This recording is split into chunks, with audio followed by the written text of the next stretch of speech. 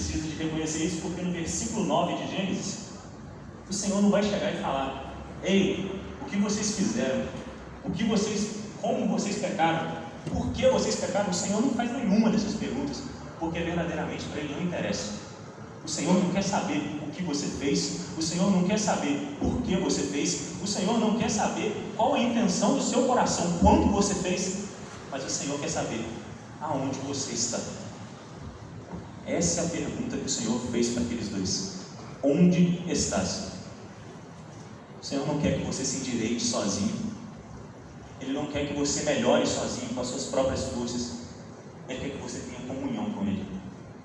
O Senhor quer que você tenha confiança novamente nele, que você se aproxime de novo do Senhor, porque Ele escolheu cada um que está aqui hoje para estar junto com Ele. O Senhor é aquele que chamou os dois, e o homem, querendo justificar, disse que ouvi a tua voz soar no jardim e temi, porque estava nu e escondido. O homem percebeu que estava lá em 2 Coríntios 6, versículo 14, e que comunhão tem a luz com as trevas? O homem sentiu no coração que não tinha como ele nas trevas estar em comunhão com aquele que é a luz. Não tem como nós vivermos uma vida de pecado e queremos estar perto de Deus. Nós precisamos acabar com isso.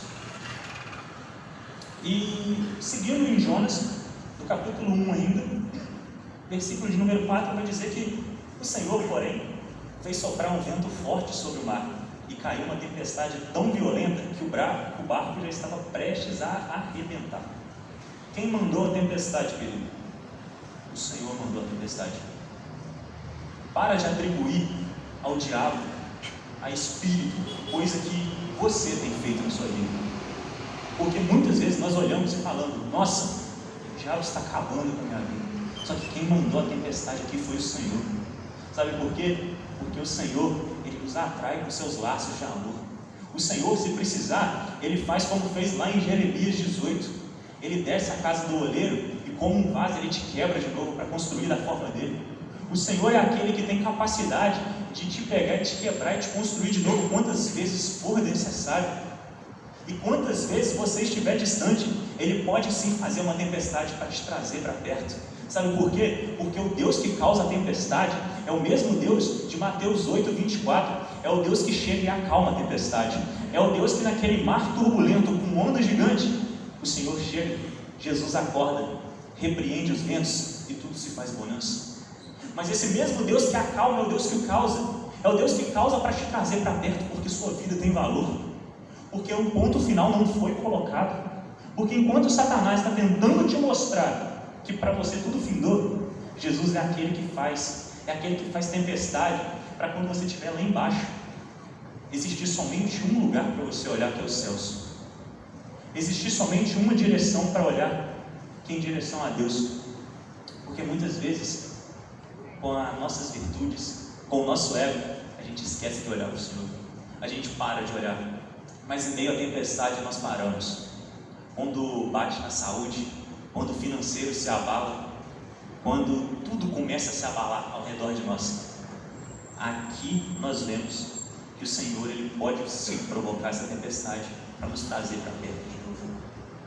E eu não sei o que está passando sobre a sua vida, mas eu sei que existem corações aflitos essa noite. Eu sei que existe algo que só você sabe, algo que tem tirado o seu sono, algo que não tem deixado você viver da forma que antigamente você vivia. Mas existe um Deus de providência. Existe um Deus de providência que se manifesta no meio de nós.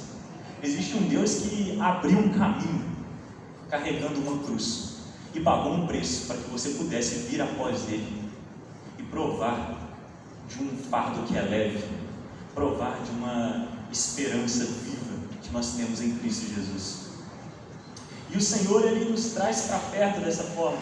Ele nos traz para perto. E aqui em Jonas nós vemos que Ele causa essa tempestade. E a partir daí começa a ser um tumulto naquele barco. Cada marinheiro começa a clamar pelo seu Deus.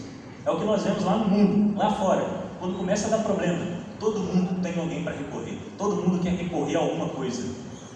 Quer recorrer ao dinheiro, quer recorrer às pessoas que conhecem, querem dar o seu próprio jeito. Mas aqui não adianta, querido. Não adianta, se não resolveu